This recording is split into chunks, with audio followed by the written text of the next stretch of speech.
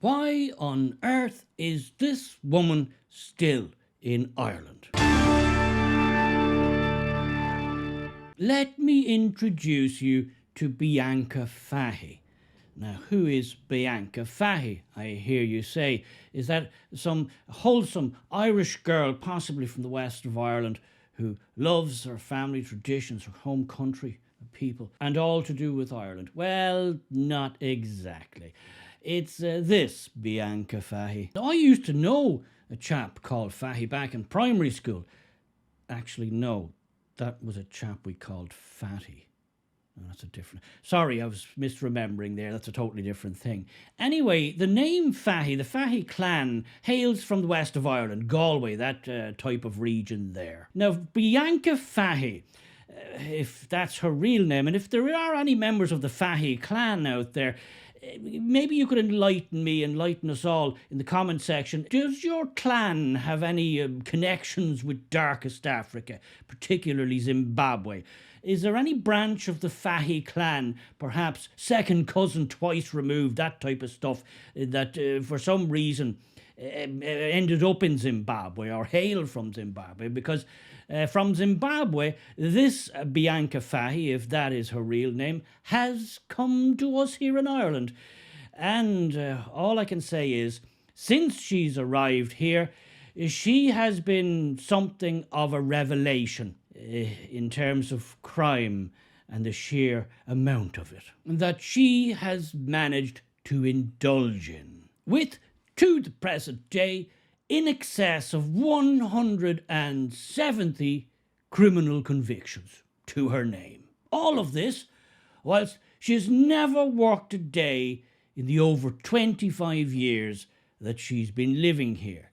She does live, from the day she arrived to the present day, entirely off the state, entirely off you, quite possibly, if you're an Irish taxpayer. She has never contributed one single thing in any positive way to the Irish, to Ireland, or to Irish society as a whole. Now, I'm not sure if any of her over 170 convictions were for crimes against hairstyle, because honestly, some of those wigs, they're a crime in and of itself.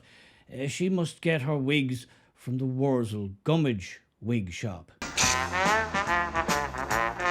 So apart from the wig issue, what kind of crimes has Bianca Fahy, if that's her real name, been committing? And let's just say she is in and out of district court so often she probably has her own reserved seat there at this stage. Well, of course, her list of crimes is so extensive, so encyclopedic, that if I were to try in any way to go through them all in any detail at all, this video would be over 3.5 hours long. And I don't know about you, but I don't have that long to spend on this crap. Well, she abused Gardaí as they were trying to arrest a man caught defecating, that's shitting to you and I, in broad daylight in Athlone. Then, having been refused entry onto a train because she was absolutely palatic, blind drunk, she had to be restrained by Irenode Aaron's staff because she broke a window with her fists.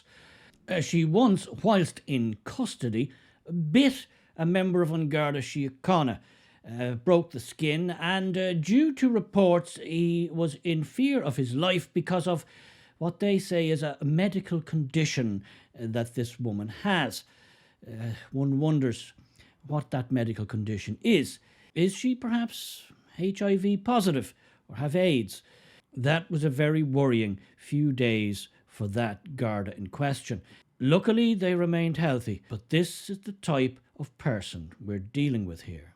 Then there was a time she tried to obstruct a runner's road race, 8k race in Galway, by jumping out in front of some of the runners and preventing them from running. Again, absolutely off her face, drunk. And when a member of An Garda Síochána tried to arrest her, she got into a tussle with him.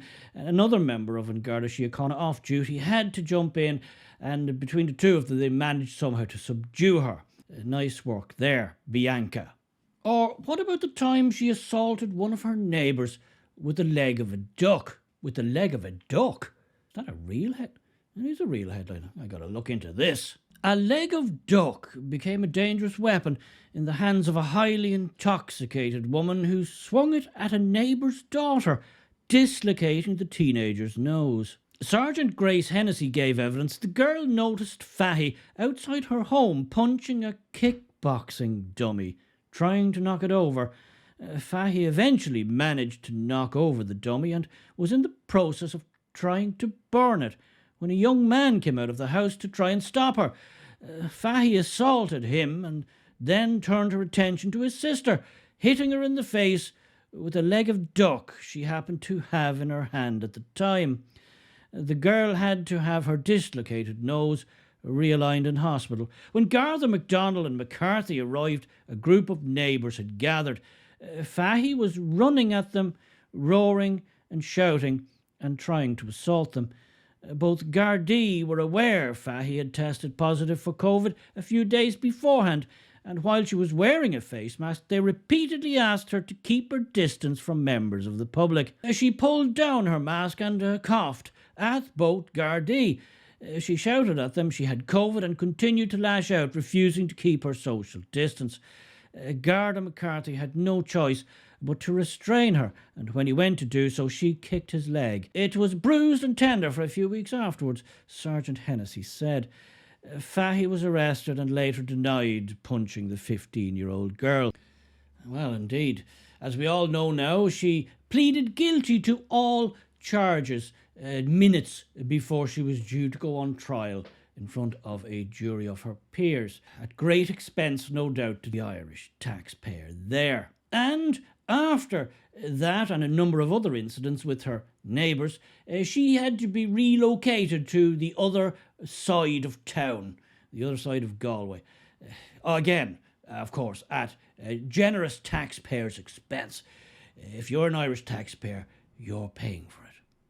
And it seems this woman is so prolific, so dedicated to her art of crime, that she doesn't even take a day off on Christmas Day. Repeat offender jailed for litany of alcohol-fuelled offences. A drunken woman was full of the wrong spirit when she bit a hospital security guard, threw hot coffee at him and pulled decorations off a tree as she was being escorted from University Hospital Galway on Christmas Day last year. She had become aggressive when a nurse woke her up and had punched the nurse in the chest. She caused a disturbance in one of the wards and ignored requests from nursing staff to leave. When she was told by security officer Tom Coyne that she would be physically removed if she did not leave of her own accord, Fahy had shouted, "You can't touch me." Mr. Coyne had then escorted her from the ward. On the way out, Fahy became aggressive, knocking everything off the nurse's station. She threw flowers on the floor and threw a cup of coffee at Mr. Coyne. She proceeded to knock over a Christmas tree, throwing decorations and bits of the tree around the corridor. She repeatedly kicked Mr. Coyne and bit his left hand. He was wearing gloves at the time, and neither the gloves nor the skin were broken. Fahy remained extremely aggressive as she was being brought outside the hospital to wait for Gardaí.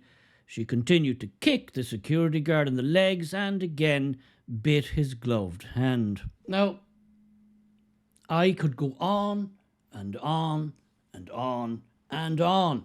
There's plenty more where that came from. Now, a key central point to this whole thing is, can anyone explain to me like I'm 5 years old, why is this Zimbabwean one-woman crime wave still in Ireland? Why is she here? Why? Why is she not Zimbabwe's problem? Why is she Ireland's problem? Is there something I'm missing here? This person has never worked. She's never contributed. She is spending the Irish taxpayers' money through her lifestyle, through her crime sprees, through her accommodation. She lives at the largesse of the Irish state. Her alcoholism is fueled and funded by the Irish state. Why is she not living her best life in Zimbabwe? Can anybody Anybody want to opine on that? And as for the Fahy bit, can anybody from the Fahy clan please explain to me, how is this woman part of your clan? Is she part? No, I can't see it. But if she is, look, somebody explain it to me. I can't see it myself. If your name is Fahy, you're probably absolutely mortified to have the proud name of the Fahy tribe clan from Galway in any way associated with somebody as toxic as this woman. And for all you people out there saying, oh, look, once she's here, we can't get rid of her. She's here a few years and, it's complicated and all this international obligations. I say balderdash. You want to know how that should be treated? You want to know how that job of work should be done? Well, let me take you, if I may, quickly, to Japan. Check this little nugget out. Here's another potential asylum seeker from darkest Africa, who thought he'd chance his arm claiming asylum in Japan.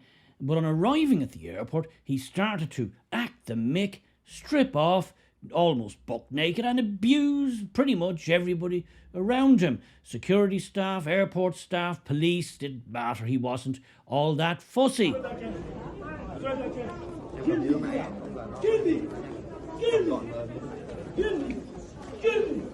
Japan kill me! Japan kill me! Japan kill me! Japan kill me! Japan kill me!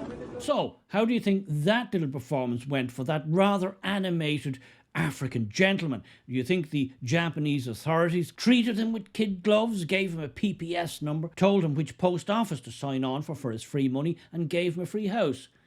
No, they didn't. They didn't do any of the above. Actually, spoiler alert, he was deported that very day. In fact, he didn't even make it out of the airport. He was sent packing almost as quickly as he arrived. And that, as Mr. Punch of Punch and Judy fame says, is the way you do it. So, Justice Minister Jim O'Callaghan and all of you politicians out there, if you're watching, and if you're not, you should be, all I'm saying is we don't have to live like this.